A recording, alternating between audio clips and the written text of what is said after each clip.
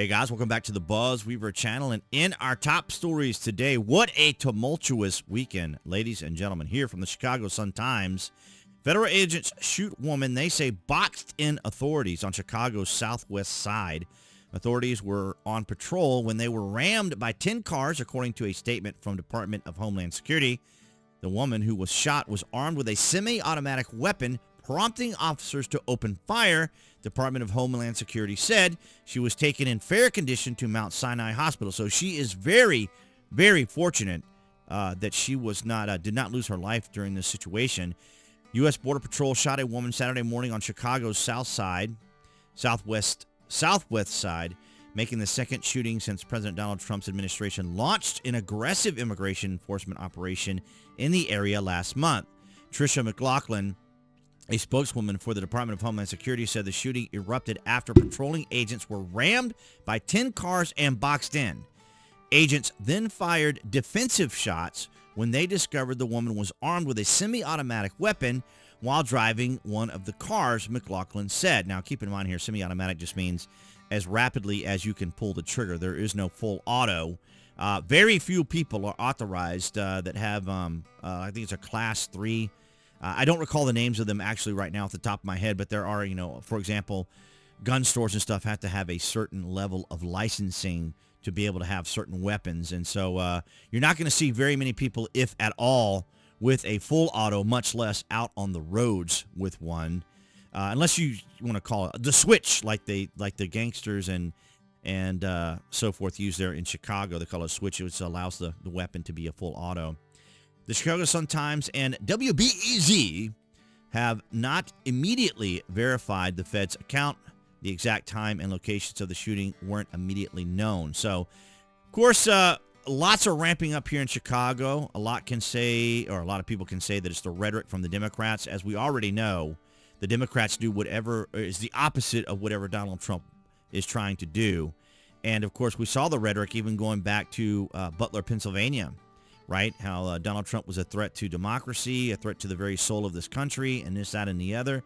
So it's not unusual for us to know and hear and talk about these things as we do here on the BuzWeaver channel. We can see the bias distribution on this particular story over the weekend, of course, on Saturday as of this recording.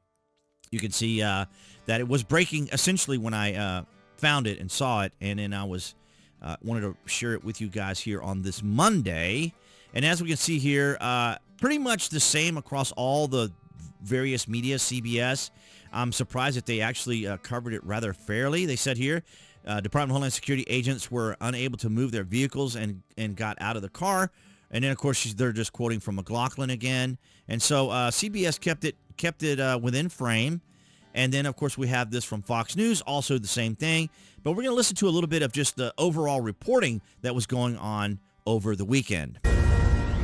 Anti-ICE protests erupting in Portland and Chicago this week, resulting in several arrests. This as Portland becomes the next target for the Trump administration to deploy the National Guard as part of President Trump's crime crackdown. Christina Coleman is here with the latest. Hi, Christina.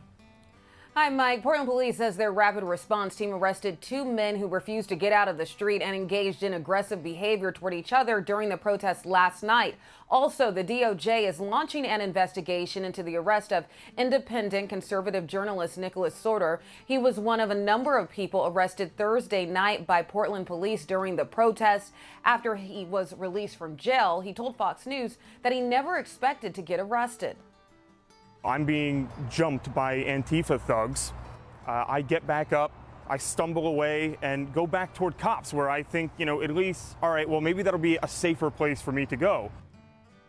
Also in Portland, during the ongoing violence outside the ICE facility there, a fistfight broke out between an ICE supporter and anti-ICE protester Thursday night. Police were not there to intervene. Federal authorities say local politics is impacting police involvement. Unfortunately, local police has been restricted from responding or cooperating at all with federal authorities, which is completely absurd. And things also got violent outside of the ICE facility in Broadview, Illinois, again early yesterday morning. All right, so they're just repeating some of those aspects there. Now, Nick Sorter, as you saw there, we see Nick a lot here on the BuzWeaver channel because we share a lot of his X posts. And speaking of which, over here we have Derek Evans, and he's a former J6er, as it were, who was released. And we'll just have some more footage here, a little bit of this. But Nick is someone that we cover here a lot here on the BuzWeaver channel. We use a lot of Nick's content here to express and show all the stuff, well, his thoughts, and then what's going on. And then, of course, the incident he just experienced there. I've not checked with him or checked on his ex lately to see what the current updates are. So here we go. And this is from Derek.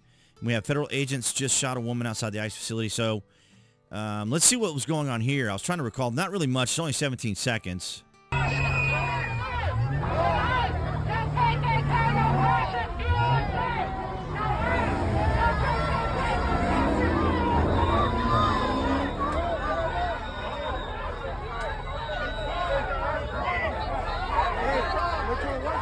So mostly just the people outside there in Chicago, which is not unusual because, of course, they are empowered and emboldened by individuals like Pritzker or not Pritzker, obviously that's the baseball coach of the Braves, but Pritzker there in Illinois. So it's just really kind of amazing, is it not?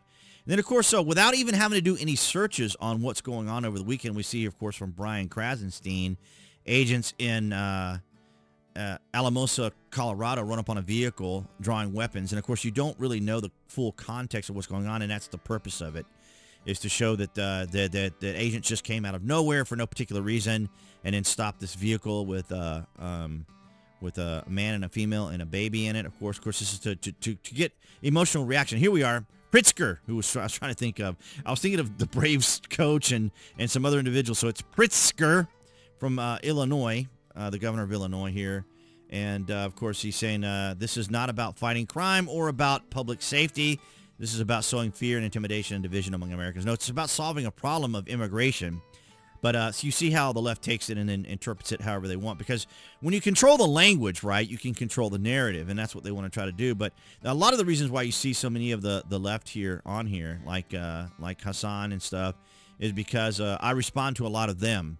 And so it's going to continue to show these things are going on. Let's see what Kristi Noem has in this particular video here.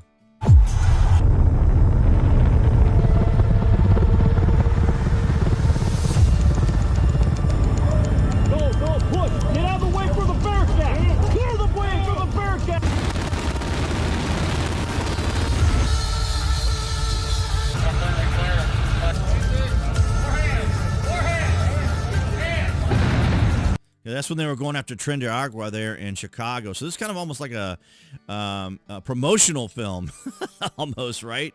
A trailer for the Homeland Security, and it's fascinating, is it not?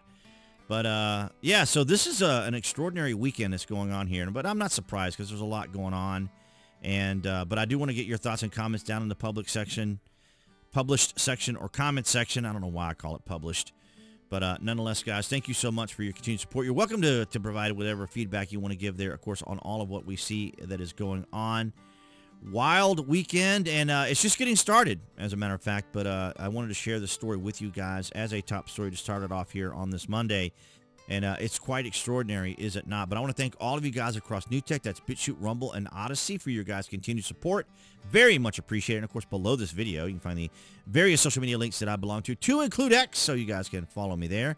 And then, of course, if you order frequently from Amazon or are a Prime member, you can use my landing page link. It is safe, and your privacy is protected. And speaking of privacy being protected while you're online, my favorite Trust Zone VPN, that's a virtual private network, is great. There's no fuss. There's no bloat. There's no unnecessary nonsense. It's loaded on your system. Just a straight VPN to do your job, do what you need to do. But nonetheless, guys, thank you so much for your continued support here on YouTube. Thank you, guys, so very much, because your likes, your shares, and your comments really help out tremendously, especially with that YouTube algorithm. So if you haven't already, make sure you hit that like button to tell the algorithm that you are aware of what's going on here on the BuzWeaver channel. And, of course, appearing there on the screen, that's going to be the channel icon. You guys can click on that to subscribe, as well as to select notification. That way you know when there's content here on the channel. And I'll see all you guys in the next video.